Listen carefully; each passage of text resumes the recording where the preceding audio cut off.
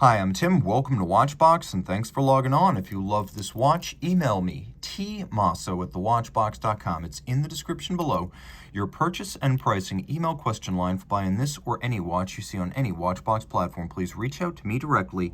Email tmosso@thewatchbox.com for pricing. Today, we're discussing a watch that came out in 2020 to celebrate 60 years of Grand Seiko. This is the 2,500-piece limited edition stainless steel Grand Seiko automatic SBGR321. It has Grand Seiko's signature corporate blue on the dial and quite a bit more. We'll start with the basics. 40 millimeters in diameter in stainless steel. The watch is 13.3 millimeters thick. Don't mind my fingerprints, that's all that mark is. From lug tip to lug tip, it is 46.6 millimeters across the wrist. With end links on the bracelet, it is 48.5 millimeters across the wrist and has a spacing of 20 millimeters between the lugs. Throw the watch on the wrist. My wrist is 16 centimeters in circumference, and you can see it wears well. It has that characteristic banana-like 9S case shape, so it arcs nicely across the wrist. It's suitable for a wrist as small as 14 centimeters in circumference on the bracelet. If you were to put it on a strap, then I would say 13.5 centimeters circumference. Taking a quick look at the bracelet, it's a high-quality piece. With Grand Seiko, you usually get a high-grade bracelet, although Grand Seiko titanium bracelets use pin sleeves for sizing removable links. You can see on this stainless steel bracelet, the removable links are fixed in place by screws. We have a half link, we have another half link, several full-size removable links, and then a thick gauge single folding deploying clasp with twin trigger release. You can see that the intermediates are polished. We have staggered link size, alignment, and finish. We have a little bit of a rolled bevel on the edge of the links, which I really like, giving way to polished flanks. We have a very spare use of satin finish on the case. You can see we have conforming end links to the bracelet for a more integrated look, but that's not, properly speaking, part of the case.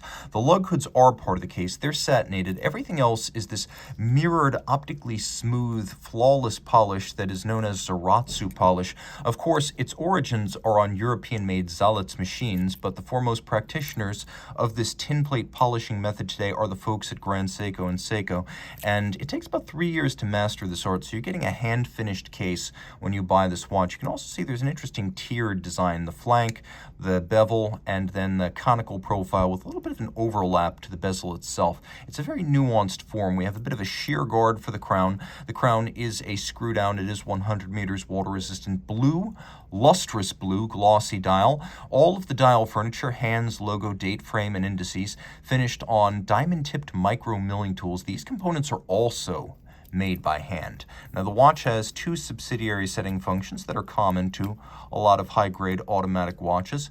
We have hacking, and by the way, very little dead angle in the crown. When you turn it, the hands jump almost immediately. So we have hacking seconds there. Then we have a quick set system for the date should you wish to change the date. The timepiece does feature a black date disc, so if you're wondering, is it blue? No, it's black. It is white on black. There's a little bit of a dissonance in the color there. Now taking a look at the reverse side, there's plenty of color here. As you can see, a very cool oxidized commemorative 1960 to 2020 Grand Seiko 60th anniversary rotor, and it is a full annular rotor. That is to say, it is a ring all the way around, so you see less of the 9S65 movement here, but rest assured it is there. Automatic winding, it beats at 4 Hertz. It has a 3-day power reserve. It is adjusted by hand, and when the time comes, it goes back and it is adjusted again by a Grand Seiko watchmaker. It has the hacking seconds. It has the quick set date. It is 6 position adjusted, which is 1 more than a standard chronometer, and the timing standard for these watches is +5 -3 seconds a day, which is a little bit better than the +6 -4 of the COSC chronometer test. Now, of course, this is a limited edition of 2,500 pieces. You probably gauged as much from the anniversary rotor, but they are fairly scarce, and Grand Seiko makes relatively few watches. So if you like the look of this watch, they're few and far between. Reach out to Team Mosso at thewatchbox.com for purchase and pricing details.